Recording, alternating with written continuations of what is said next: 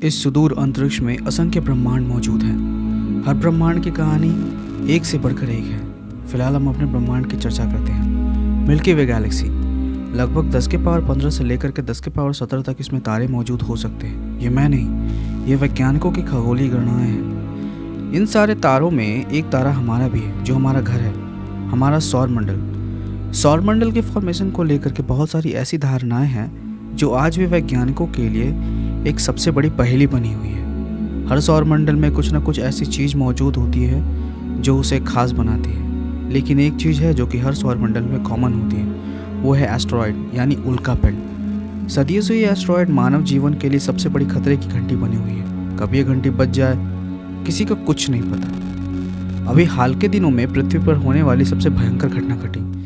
15 फरवरी सन 2013 में एक एस्टेरॉयड ने रशिया के चैब्रोलिक ओब्लास्ट शहर में तबाही का कारण बनी। जब इसका पूर्ण रूप से इस पर विश्लेषण किया गया तो वैज्ञानिकों के होश उड़ गए, क्योंकि ये एस्टेरॉयड का व्यास, मेरा मतलब डायमीटर, सिर्फ और सिर्फ 20 मीटर का था।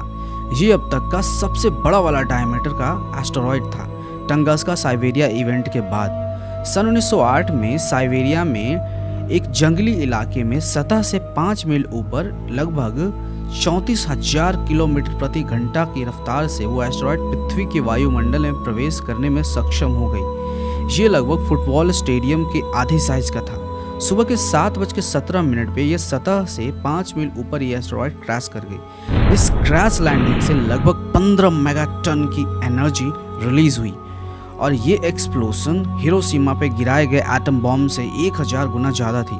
अगर आपको टीएनटी के बारे में ज्ञान नहीं है तो इस आई बटन पे क्लिक करके ये वीडियो देख लेना। फिर भी चलो मैं आपको थोड़ा बहुत बता देता हूँ कि टीएनटी क्या होता है। टीएनटी का मतलब ट्राई नाइट्रोटोलीन। सबसे पहले बेंजीन यानी C6H6 को मिथाइल क्लोराइड के साथ रिएक्ट किया जाता है तो प्रोडक्ट बनता है टोलीन प्लस HCl। अब टोलीन को नाइट्रो ग्रुप के साथ रिएक्ट करवाया जाता है तो फाइनली टीएनटी का निर्माण हो जाता है। Back to our topic.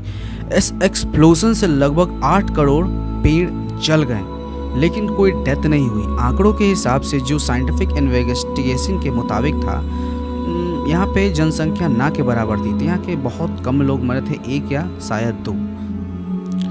लेकिन अगर ये एस्टेरॉयड 1 घंटे बाद पृथ्वी की सतह से टकराता या सतह के 5 मील ऊपर ही फटता तो ये यूरोप में लैंड करता, और अगर ऐसा होता तो यूरोप, पूरे यूरोप और आधे रशिया का नामो निशान आज पृथ्वी पर से मिट जाता। वैज्ञानिकों को अक्सर इसी बात का डर लगा रहता है कि उन्होंने जो उल्का पिंडों का खोज कर लिया है उसे तो वो किसी न किसी तरह से निपट जाएंगे, लेकिन जो उल्का पिंड उनकी आंखों की नज़रों से ओझल है या अभी तक उन्होंने उस एस्टेरॉयड को फाइंड नहीं किया है, उसके बारे में वो बहुत ज़्यादा परेशान रहते हैं। अभी खोजे नहीं गए हैं वो एस्टेरॉयड, उनका क्या होगा, इसी उलझन में सुलझाने के लिए साइंटिस्ट दिन रात पृथ्वी के टेलीस्कोप और हबल स्पेस टेलीस्कोप से जांच करते रहते हैं। हबल ने अब तक 850 से भी ज़्यादा NEOs को ढूंढ लिया है। NEOs का मतलब नियर अर्थ ऑब्जेक्ट। लेकिन कुछ दिनों में हबल स्पेस टेलीस्कोप रिटायर होने वाला है। अभी नासा की तरफ से रीसेंट न्यूज़ आया है कि इसी साल वो जेम्स वेब टेलीस्कोप को लॉन्च करने वाले हैं। ये टेलीस्कोप हबल स्पेस टेलीस्कोप से 10 गुना ज़्यादा पावरफुल होगा। हबल ने ना जाने कितने सारे अब तक asteroid, meteors, galaxy, nebulas, stars, planets को ढूंढे, मगर जेम्स वेब उसमें 10 गुना ज़्यादा, ये हबल स्पेस टेलीस्कोप से 10 गुना ज़्यादा पावरफुल है और भी ज़्यादा उससे टेक्नोलॉजी से लैस।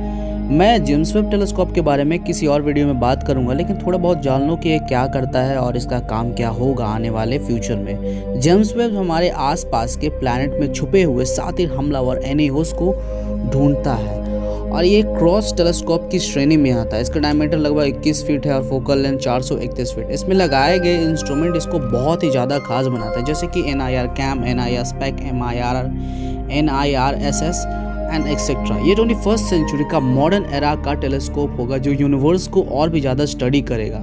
सन 2004 में MN4 एफोसिस नाम का एक एस्टेरॉयड पृथ्वी से काफ़ी नज़दीक से गुजरा था।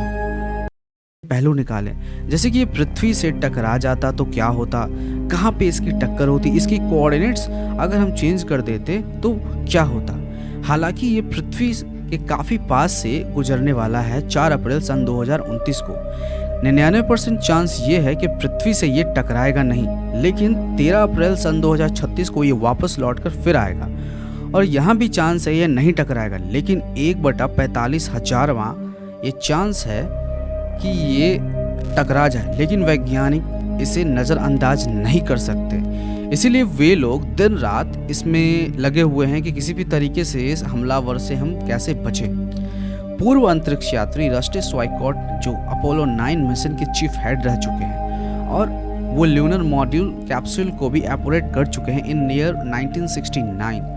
उनका यही मानना है कि हम एस्टेरॉयड पे न्यूक्लियर बॉम्ब, एटम बॉम्ब से हमला नहीं कर सकते हैं। ऐसा करने पे वो 2 हिस्सों में बढ़ जाएगा या उससे ज़्यादा, और ऐसा होने से एक से ज़्यादा एस्टेरॉयड पृथ्वी की वायुमंडल में प्रवेश करेंगे और जहाँ नहीं भी गिरना चाहिए वो वहाँ गिर जाएंगे और इससे और भी ज़्यादा तबाही होगा।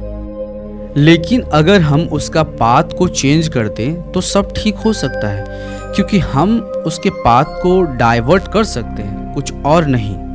ऐसी सारी घटनाओं के लिए कांग्रेस से सन 1998 में नासा को एडमायर किया कि सारे NEOs को खोज के पता लगाए। रिजल्ट हैरान परेशान कर देने वाले थे। नासा ने 10,000 से भी ज़्यादा NEOs को ढूंढे। मैक्सिमम NEOs मार्स और जुपिटर के बीच में थे और बचे हुए NEOs काइपर बेल्ट और ओर्ट क्लाउड के बीच में, यानी उसी के आसपास। वैज्ञानिकों ने अभी ये प्रामाणिक स्थिति को देखते हुए यह घोषणा कर दी है कि उस एस्टेरॉयड का सिर्फ पाथ ही बदला जा सकता है और कुछ नहीं। अगर आप लोगों ने सर्कुलर मोशन थोड़ा सा भी पढ़ा है और थोड़ा सा रोटेशनल मैकेनिक्स, तो मैं इसे अच्छे से आपको समझा पाने में सक्षम हो पाऊंगा, मतलब मैं अच्छी तरह से आपको समझा पाऊंगा। ठीक है, देखो ध्यान से ये सर्कल देखो, ये 4 क्वाड्रेंट में डिवाइडेड है। OP और OM इसका रेडियस है, अलोंग लाइन P इसका रेडियल डायरेक्शन और नॉर्मल है, और AB इसका टेंजेंट है। अब अगला फिगर ध्यान से देखना, इस फिगर को एग्जैक्टली ध्यान से देखो और माइंड में बसा लो इस चीज़ को। इसमें पार्टिकल पहले थीटा एंगल का डिस्प्लेसमेंट करता है, ओके, एट टाइम t। उसके बाद बहुत थोड़े समय के लिए ये एंगल कवर करता है जो कि है d थीटा।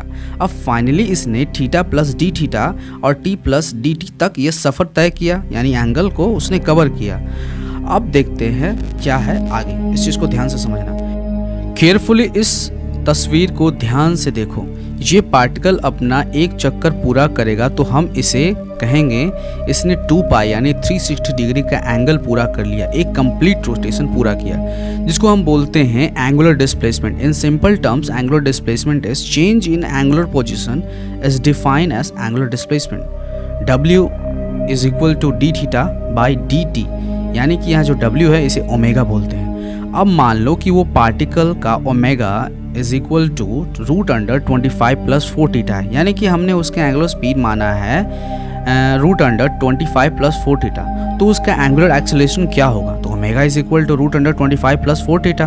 अब दोनों तरफ स्क्वायर ले लेते हैं, स्क्वायर करने के बाद फाइनल आता है कि omega square is equal to 25 plus 4 theta. पता नहीं क्या हुआ, जब हम √अंडर को स्क्वायर करते हैं तो स्क्वायरिंग कट जाता है। ठीक है, नाउ डिफ्रेंशिएट कर लेते हैं with respect to theta both side. Then after differentiation 2 omega is equal 2 omega into D omega by D theta is equal to 0 plus 4। अब तो तुमको पता ही है कि किसी भी कांस्टेंट का अगर तुम डिफरेंशिएशन करोगे, यानी कि कांस्टेंट क्या होता है कि एक 2 है 5 है, ये कांस्टेंट है, इसका डिफरेंशिएशन करोगे किसी के भी रिस्पेक्ट में तो 0 आएगा। इसके साथ अगर कुछ होता p d x वगैरह, यानी कि जिस किसी के हिसाब से हम डिफरेंशिएट करते हैं, जैसे ओमेगा स्क्वायर में ओमेगा का पावर, तो अब बेसिक डिफरेंशिएशन का तुमको रूल आना चाहिए इस चीज़ को समझने के लिए, नहीं तो नहीं आएगा। थोड़ा बहुत ही पढ़े होगे, मेरे हिसाब से तुम समझ गए क्या होता है। So finally alpha is equal to omega into D omega by D theta is equal to 2 radian per second. उस पार्टिकल का हमें ओमेगा के साथ साथ अल्फा यानी एंगुलर एक्सेलरेशन भी पता है। Now according to kinematics of 1 dimension and 2 dimension, अगर किसी के पास एक्सेलरेशन है, वेलोसिटी है, तो उस पार्टिकल में मोशन कहीं ना कहीं